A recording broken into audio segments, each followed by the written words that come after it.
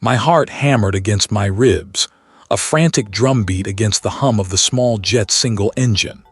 The customs officer's gaze, cold and unblinking, fixed on my carry-on, then on me.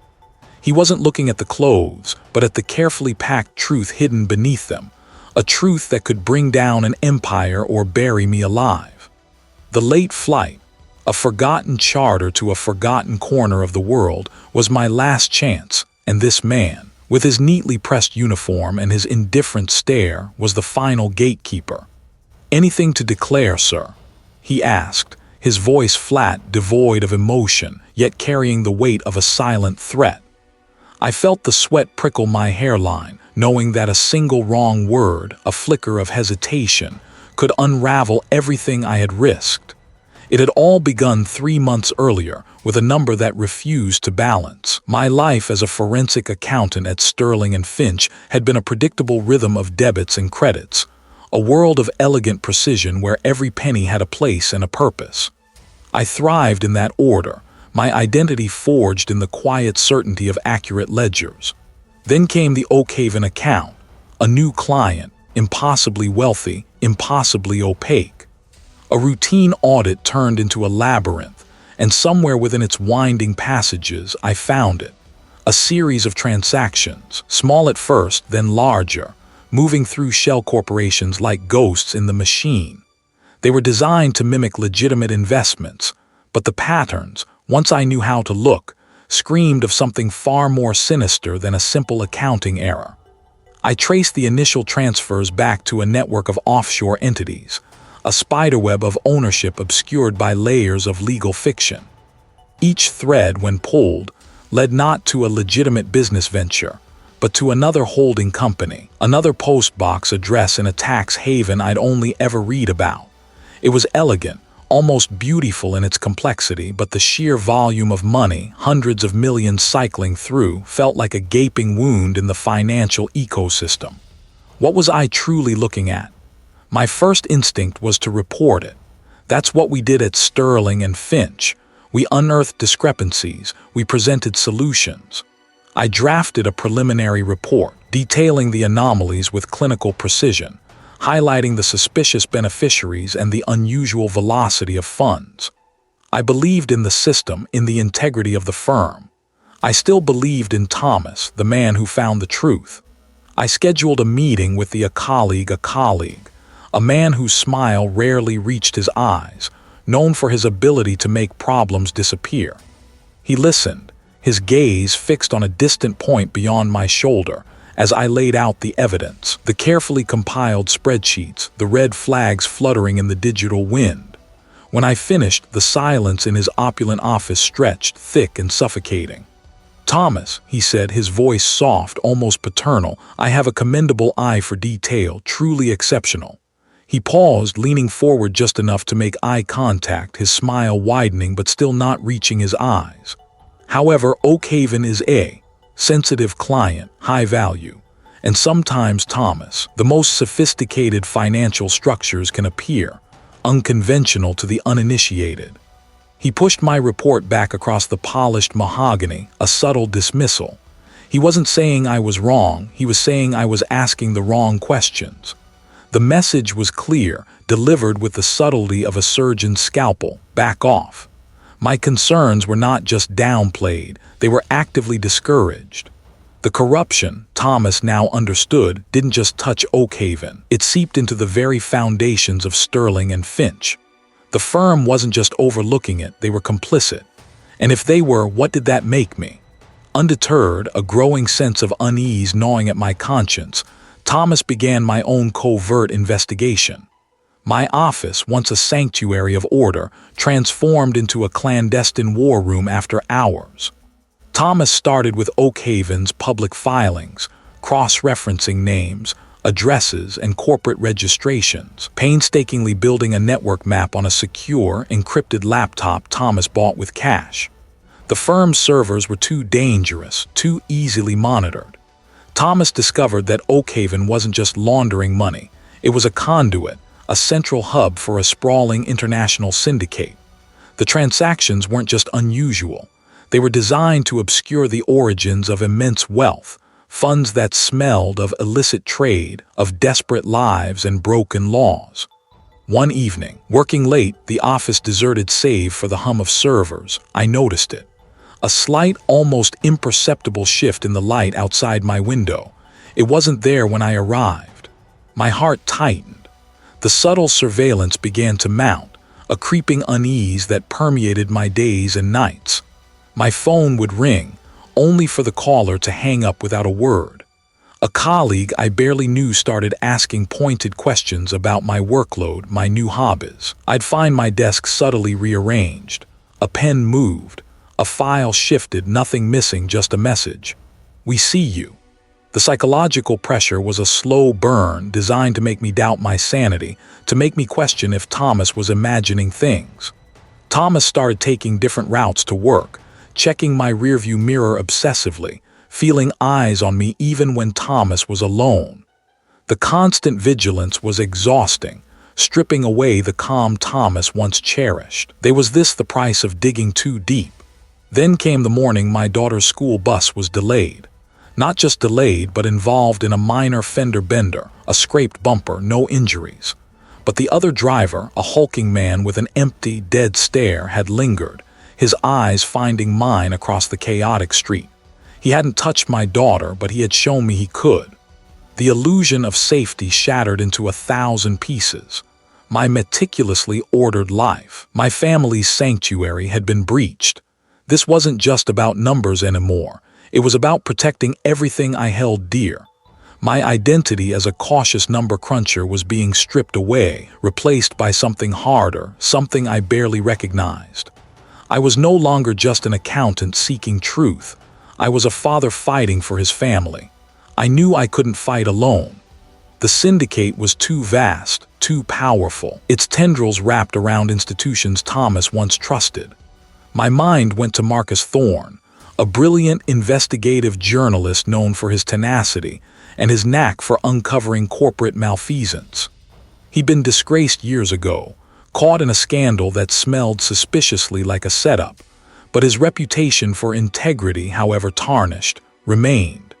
He was a long shot, a desperate gamble, but Thomas had no other cards left to play. Thomas found Marcus in a grimy, cluttered office above a perpetually noisy bar, the air thick with stale cigarette smoke and the ghosts of forgotten stories.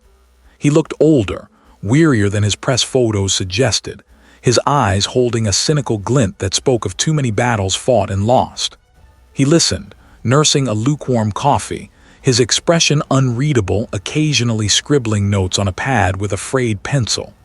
So, Sterling and Finch, one of the most reputable firms in the city, is knee-deep in a money laundering operation for an international crime syndicate, and I, their diligent forensic accountant, are the only one who noticed. He finally said, his voice raspy, laced with skepticism. And I expect me to believe this based on what exactly? My gut feeling. Thomas have proof, Thomas insisted, my voice tight with desperation. Digital trails, shell corporations, names that link back to known operatives, it's all here. Thomas pulled out a small, encrypted USB drive from my pocket, the sum total of my clandestine work, the tangible evidence of my transformation. Thomas need my help to expose them, to get this out. He took the drive, his fingers brushing mine, a fleeting contact that felt like a transfer of an immense, dangerous burden. He studied it, then me, his cynicism warring with a flicker of something else, curiosity perhaps, or a reluctant spark of the old fire. If this is real, Thomas, I not just risking my job, I risking my life and mine. His words hung in the air, a stark reminder of the precipice Thomas stood on. He still hadn't said yes, but he hadn't said no either. He was a whirlwind of connections, pulling strings, verifying my findings, adding layers of context I hadn't even imagined. He confirmed the links to the international syndicate, a ruthless organization known as the Consortium, their reach far wider and deeper than Thomas had initially grasped. They dealt in everything from illicit pharmaceuticals to political assassinations, and Oakhaven was merely one of their many financial arteries. He introduced me to the Fixer, a former intelligence analyst who now specialized in digital forensics and anonymous data leaks. The fixer was a ghost, a voice on an encrypted channel never seen, never truly known, but his skills were undeniable. He helped me refine my data, scrub it clean of any digital fingerprints that could lead back to me, preparing it for public release. He spoke in riddles, warning me that once the data was out, there was no taking it back. My life, he implied, would change irrevocably. The plan was audacious. Compile an irrefutable dossier, leak it to multiple international news agencies simultaneously, creating a cascade of revelations that the consortium couldn't possibly suppress. The key was a specific data packet, a master ledger hidden deep within Oakhaven's system that detailed every illicit transaction, every beneficiary, every link in the chain. I needed to extract it. The opportunity came in the form of a scheduled system upgrade at Sterling and Finch, an overnight maintenance window when external access would be temporarily disabled, but internal access would be granted privileged status for a short period. It was my window, a narrow slit in the wall of their security, my chance to retrieve the master ledger. Marcus had arranged for a contact within a rival firm to accidentally leave a back door open for me, a tiny digital crack in the firewalls. My fingers flew across the keyboard, a dance I knew intimately, but this time the stakes were life and death. I navigated the labyrinthine servers, bypassing firewalls, exploiting vulnerabilities, my heart pounding a frantic rhythm against my ribs. I found it, the master ledger, a colossal file humming with the untold stories of billions of illicit dollars. It was a single, elegant key that unlocked the entire conspiracy. As the data streamed into my encrypted drive, a shadow fell across my screen. I froze, my breath catching in my throat. A figure stood in the doorway of my office, silhouetted against the dim corridor light. It was a colleague. His smile, as always, didn't reach his eyes. "Working late, Thomas?" he asked, his voice calm, almost amused. "Dedicated as ever." He stepped into the room, and in his hand Thomas saw a small, sleek device. A signal jammer, he knew, he had known all along. My mind raced. How long had he been watching me? They was Marcus compromised. They was the fixer. The betrayal was a bitter taste in my mouth, but it solidified my resolve. Thomas had to get this data out. Thomas had to protect my family. Thomas had to become someone else entirely. My fingers, hidden beneath the desk, rapidly initiated a secondary, emergency upload to a cloud server, a dead man switch I had configured with the fixer. It was slower, riskier, but it was my only backup. A colleague chuckled, a dry, humorless sound. "Loose ends. Yes, Thomas, I certainly have a knack for finding them and for creating them." He gestured to my screen. "That ledger. It's rather inconvenient, wouldn't I agree?" I didn't answer, my eyes flicking to the progress bar on my hidden upload. 60%, not enough, not yet. The room was silent save for the whir of the computer fans and the frantic drumming of my own heart. He knew I was trying to send it. He was playing a game, a cruel, patient game. A small, persistent problem. We tried to warn I off, gently, but I just wouldn't listen.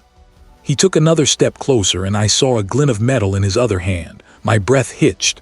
This wasn't about numbers anymore, it was about survival. Thomas had to buy time. Thomas stood up, pushing my chair back with a scrape that echoed in the silent office. "What do I want?"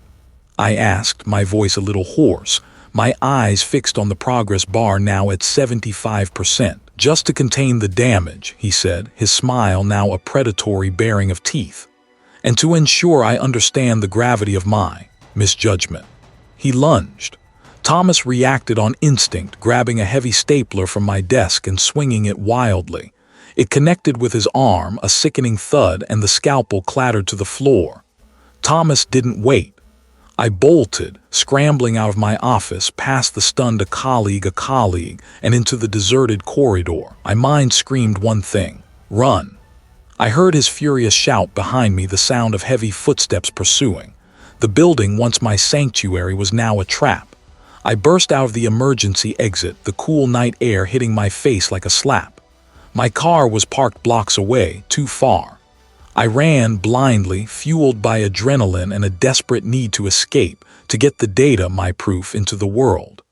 I knew then that my life as Thomas, the meticulous accountant, was over.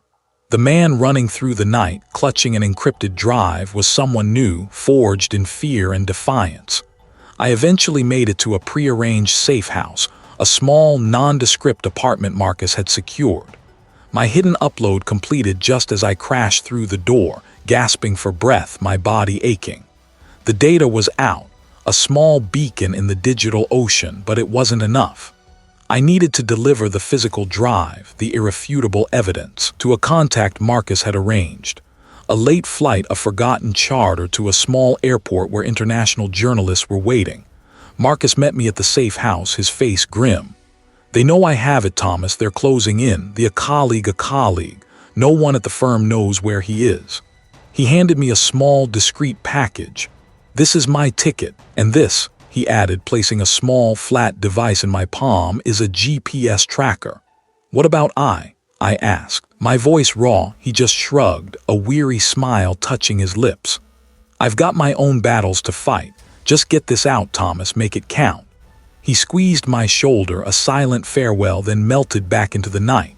I was alone again, the weight of the world and my family's future, resting squarely on my shoulders. The journey to the small airport was a blur of paranoia and calculated risks. Thomas took circuitous routes, swapped vehicles twice, used cash for everything. Thomas was no longer an accountant. Thomas was a ghost, a phantom moving through the underbelly of the city, clutching my precious cargo. Not drugs, not diamonds, but truth. And now here Thomas was at the final checkpoint. The customs officer, his eyes unwavering, his hand hovering over my carry-on. The single engine of the small jet idled impatiently on the tarmac, a metallic bird waiting to carry me, or my failure, away. "Anything to declare, sir?" he repeated, his voice still flat, but now Thomas detected a faint edge of impatience, or perhaps something more. His gaze flickered to a small, almost imperceptible earpiece nestled in his left ear. Was he one of them? Thomas swallowed, my mouth suddenly dry. "Just personal effects," Thomas managed, trying to project an air of nonchalance Thomas didn't feel. My hand instinctively tightened on the handle of my bag, where the false bottom concealed the encrypted drive. He picked up my bag, his movements slow, deliberate. My heart pounded, a frantic drum against my ribs. This was it, the moment of truth. He unzipped the main compartment, rummaging through my clothes, his fingers brushing perilously close to the hidden compartment. Thomas held my breath, every muscle in my body tensed, ready to run, to fight, to do whatever it took. "Looks clear," he said, his voice devoid of any discernible emotion, and for a fleeting second Thomas allowed myself to believe it. He started to close the bag. A wave of relief, so potent it almost buckled my knees, washed over me. Then his fingers paused. "Almost," he murmured, his voice now a low rumble that sent shivers down my spine. He didn't open the false bottom. He didn't need to. He simply looked at me, a knowing glint in his eyes, and then, slowly, deliberately, he placed a small silver coin on top of my neatly folded shirt, right where the false bottom began. A simple, innocuous coin.